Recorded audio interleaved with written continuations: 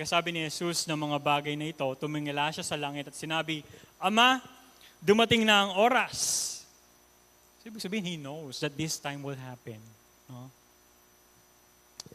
Parangalan mo ako na iyong anak upang maparangalan din kita. Unifying glory. Sapagkat binigyan mo ako ng kapangyarihan sa lahat ng tao upang mabigyan ko ng buhay na walang hanggan ng lahat ng taong ibinigay mo sa akin. At ito ang buhay na walang hanggan.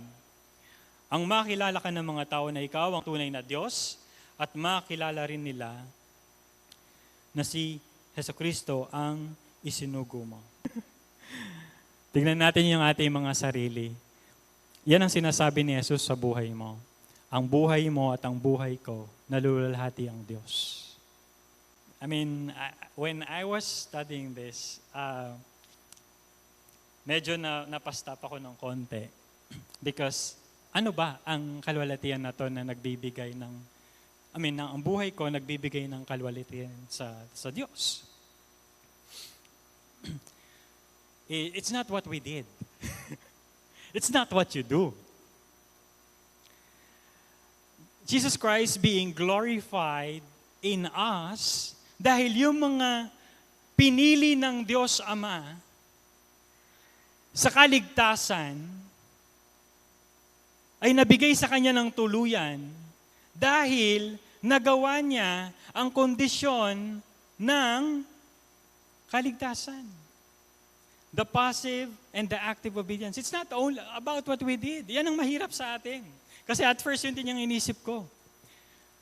What's glorify? What only glorifies God right now is yung effect ng kaligtasan sa atin. Ang mga bunga ng Espiritu sa buhay mo ngayon.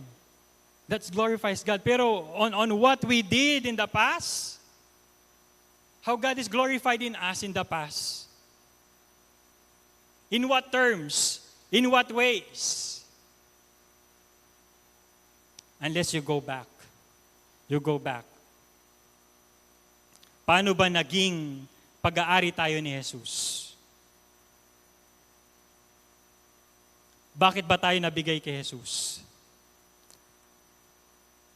All mine are yours and yours are mine and I glorified in them.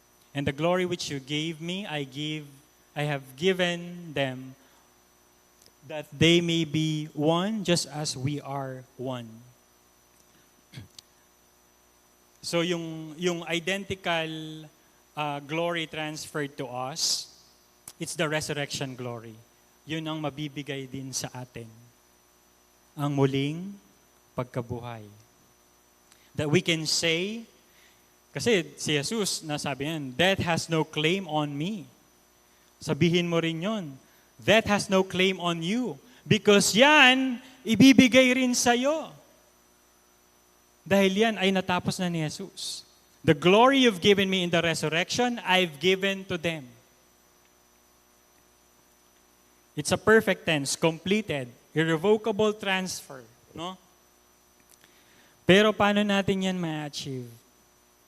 Only possessed through union with Christ. Hindi ka lang, sa pagkamatay ni Jesus, hindi ka lang justified.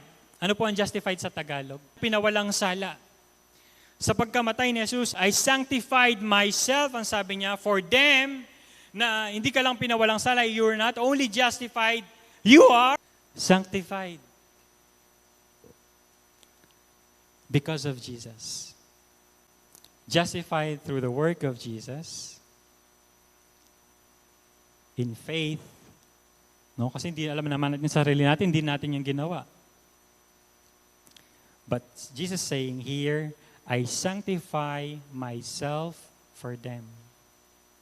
That's how are we being, our life is now God glorifying. Acceptable before God. Because Jesus already sanctified you and me.